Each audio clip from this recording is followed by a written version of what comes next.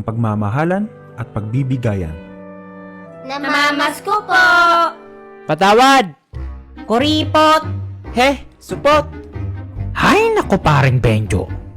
Hindi ko alam kung bakit mo patrinopay ang abnoy na yan. Mabait na tao yan si Chikoy. Maloko lang talaga. Paring Benjo, may kausap ka ba? Ah, wala. Sige na, umuwi ka na sa inyo. Baka hanapin ka ng misis mo.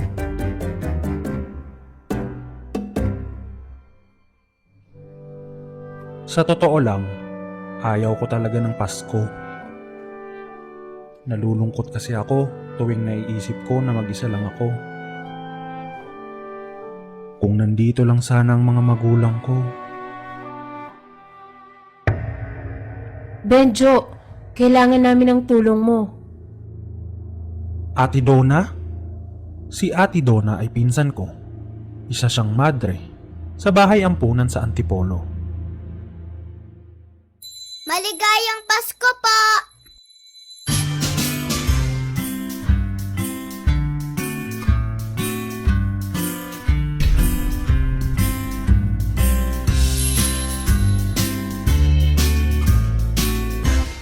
Hindi pangkaraniwan ng batang yan. Lapitin ito ng mga engkanto. Kaya nga lumapit kami sa'yo.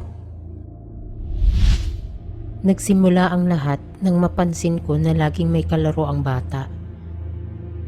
Hanggang isang araw, nadatnan kong iyak ng iyak si Mika. Pilit daw siyang dinadala ng mga engkanto sa kaharian nila. Ate Donna, natatakot po ako. Huwag niyo po ako ibibigay sa kanila po, please.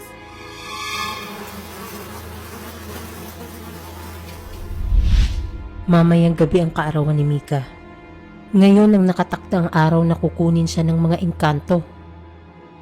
Ikaw lang ang kilala kong makakatulong sa amin. O siya, ano pa nga ba? E di... It's showtime!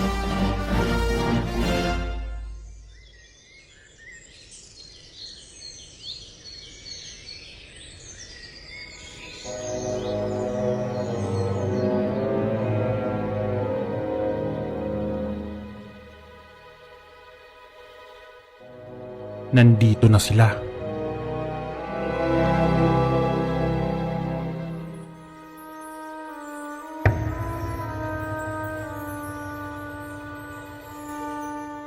Diyos ko po, kayo na po ang bahala sa aming Panginoon.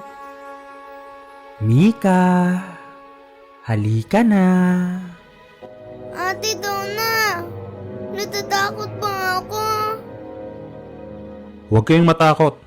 Hindi tayo pababayaan ng Panginoon. Manggagamot. Hindi mo kayang protektahan ng batang yan. Kaya kung ako sa'yo, isuko mo na ang batang yan.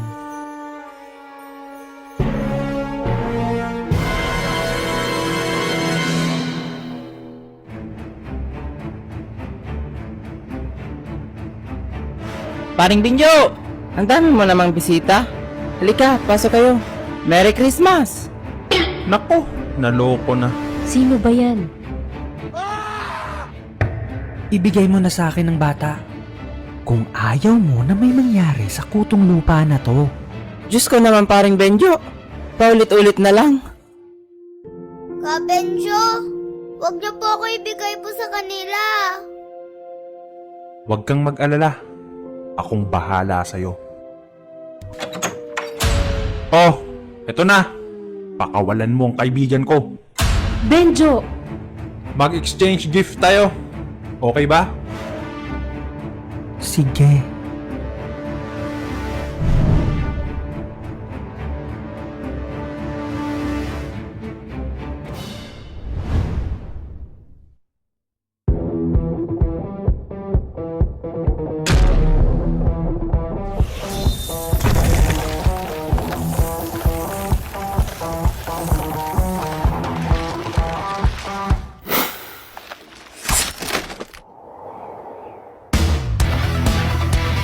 Late na ba kami sa Christmas party?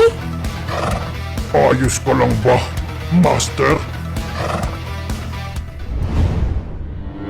Mika!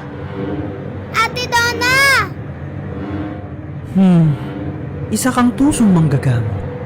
Ano ang iyong pangalan? Benjo. Ako si Ka Benjo. Sino? Oo, kininam.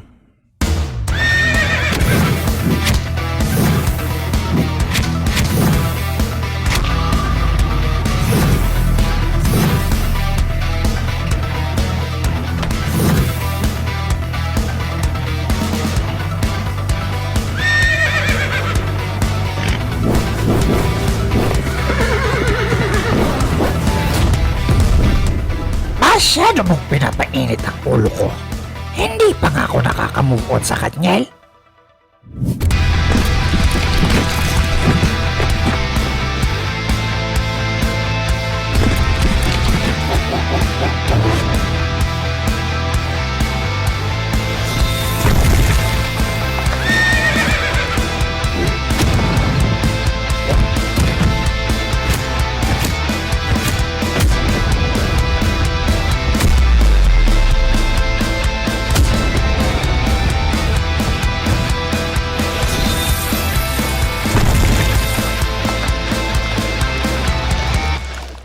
Pinahanga mo ako sa iyong katapangan, Ka Joben? Benjo! Subalit panahon na para sunduin ko ang aking anak. Anak? Si Mika ay kalahating tao at kalahating engkanto. Mauunawaan mo ito kapag nadiskubre mo na ang tungkol sa katauhan mo. Ano? Mika! Hindi pa ako sasama po sa inyo!